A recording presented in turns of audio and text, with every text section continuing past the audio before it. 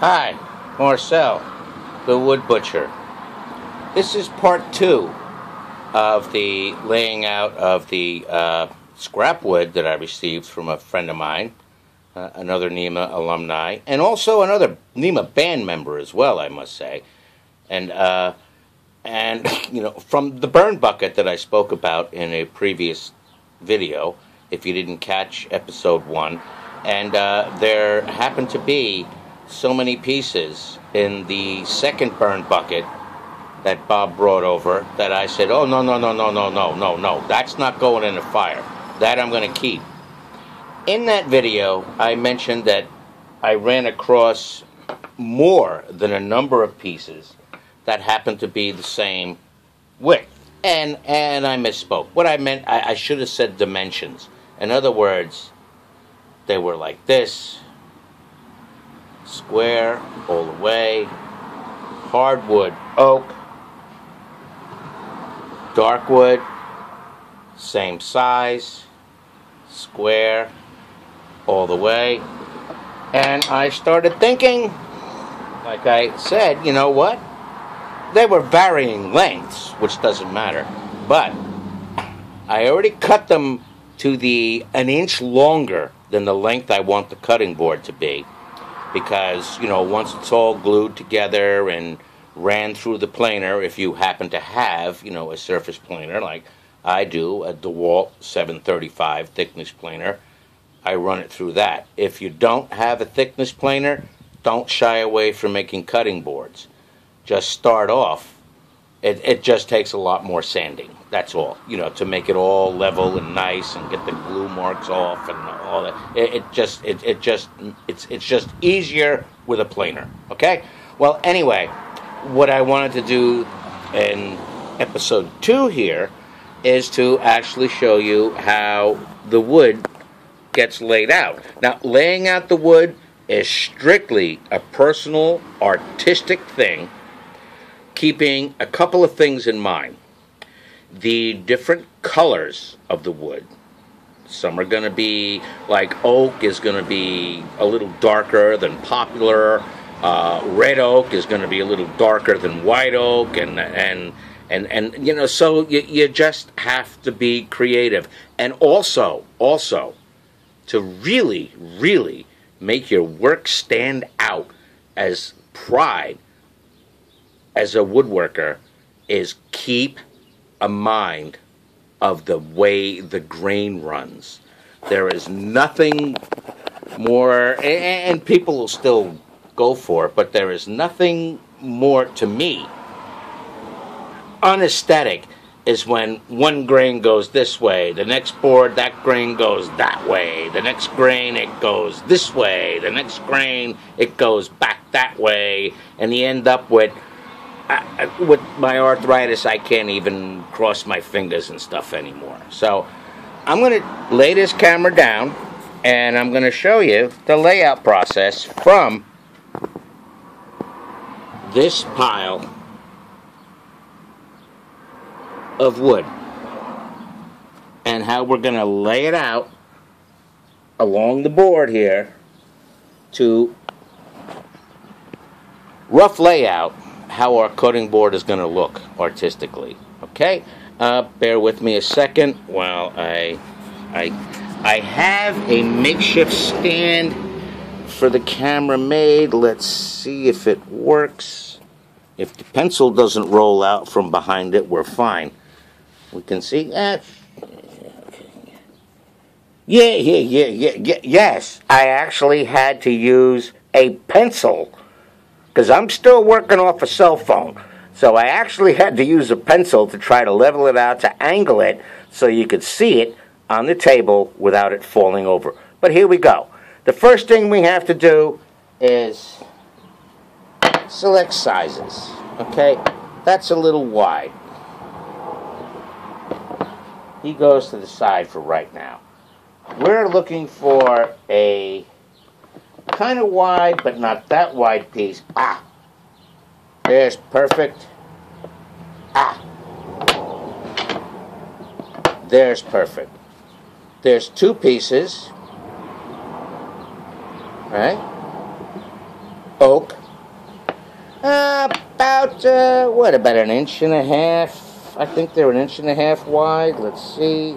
No, excuse me, inch and 3/8. Okay, but that's okay. That's going to be where we start our stack. First board in the stack. Okay, we want to add a little pizzazz to this. So we're going to go for a thin piece. Well, that's an end piece. Sorry, I'll move him out of the way. We're going to go for a... There we go. Another oak piece. When you lay these out, I want you to notice something. Smooth as a baby's butt right here. If you lay this way, there's a heck of a ridge right there, right? So, line your wood up.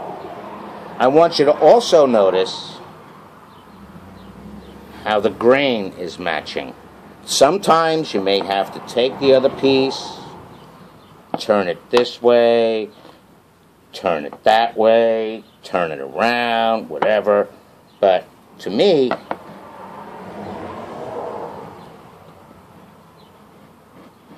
that's a nice grain match. Okay?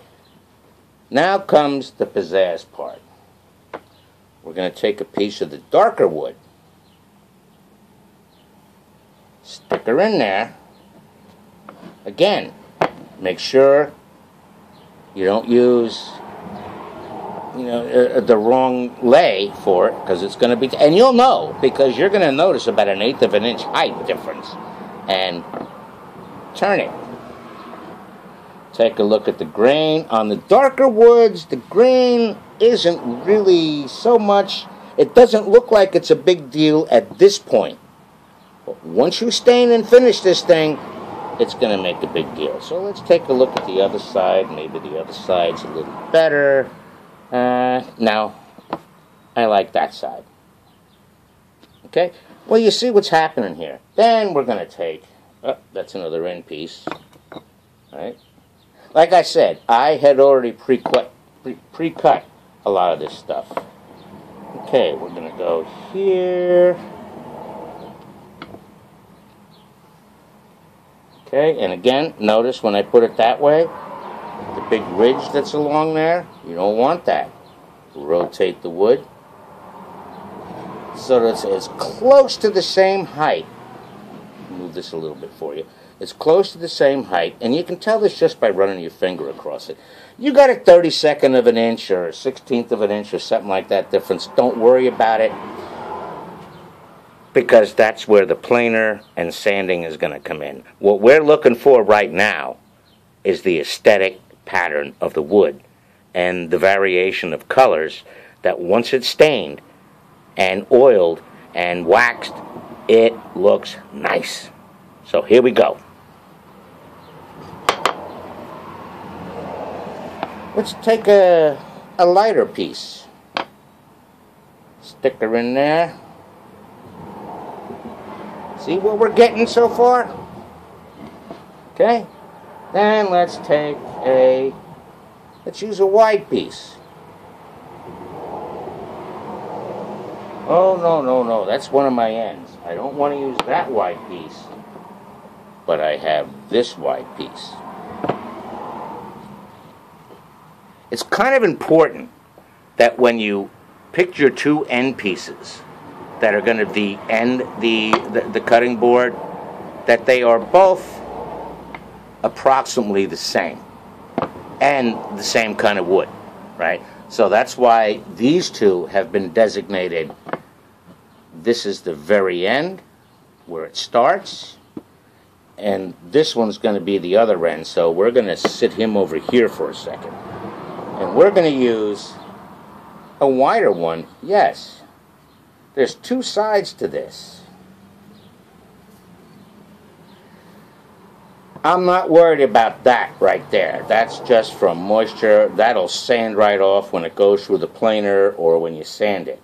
But I'm looking at the grain, and I'm looking at the grain on this side.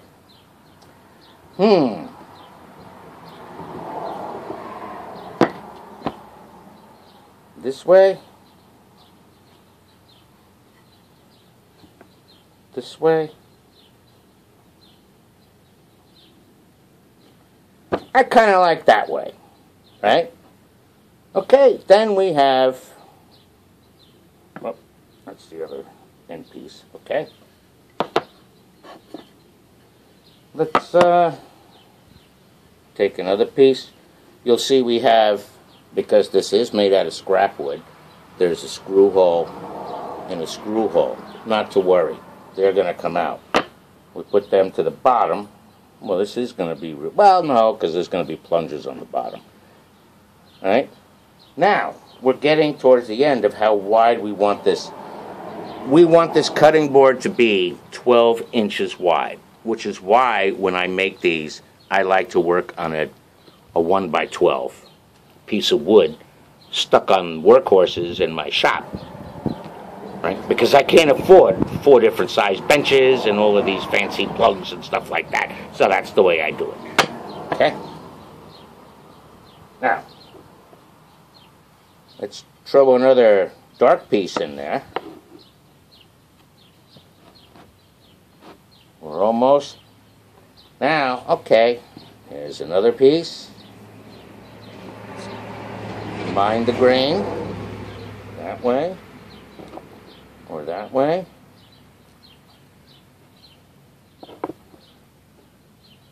I want you to notice something on the grain. I don't know if you can really notice this or not, but there's something called bird's eye that you get in wood grains a lot of times.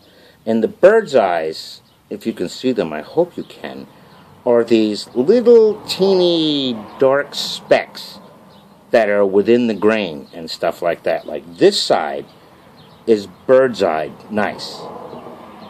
This side isn't. This side looks like a traditional piece of oak.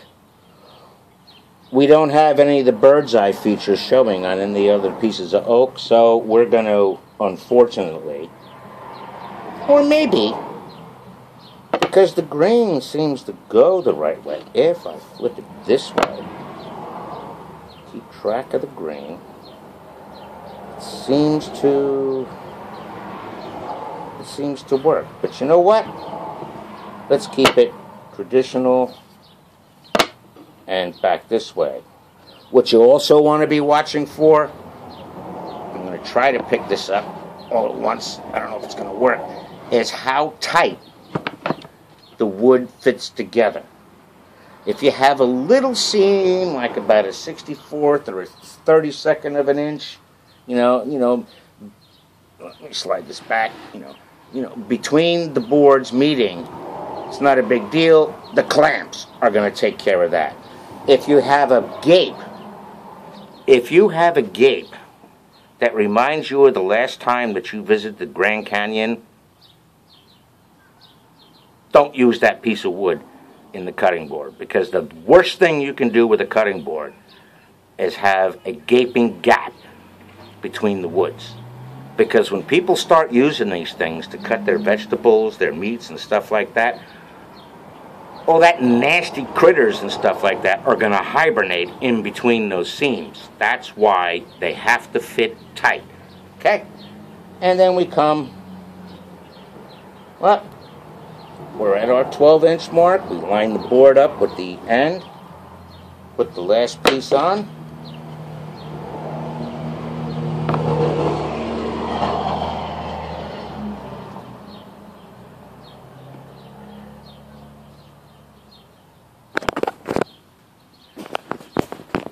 And here is the layout. I'm going to try to show this the best I can.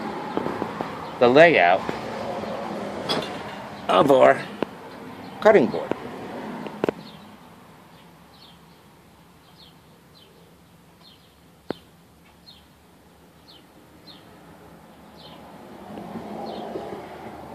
You can see the seams, without being glued, just laid together, match nice. Don't worry about the unevenness along these edges. That's why you make it an inch longer. And okay, and if you have more pieces of dark wood, throw them in there. throw them in there. Make it look nice. I'll show you something I was actually thinking about doing, but decided against it, was this. I'll put the camera back down here. Is this centerpiece that was light oak, is putting this piece of dark oak in there.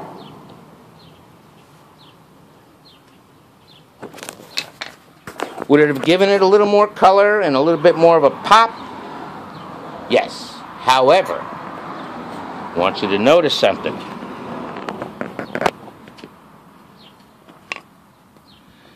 Look at how much higher. Where the hell is the pencil tip? There you go. Look at how much higher this wood is than the other wood. It's about a 16th or a 64th of an inch higher, or 32nd of an inch higher than the other wood.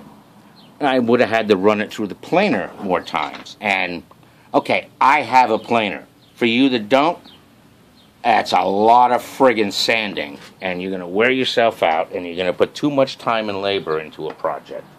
So I decided to save this guy for a picture frame or something, whatever. I don't know, whatever I come up with. And used this guy. Now, this all gets glued together. Gluing this together is a separate video. And then when I was talking about end pieces before, this is what I'm talking about. Here's one, two pieces of nice oak. One goes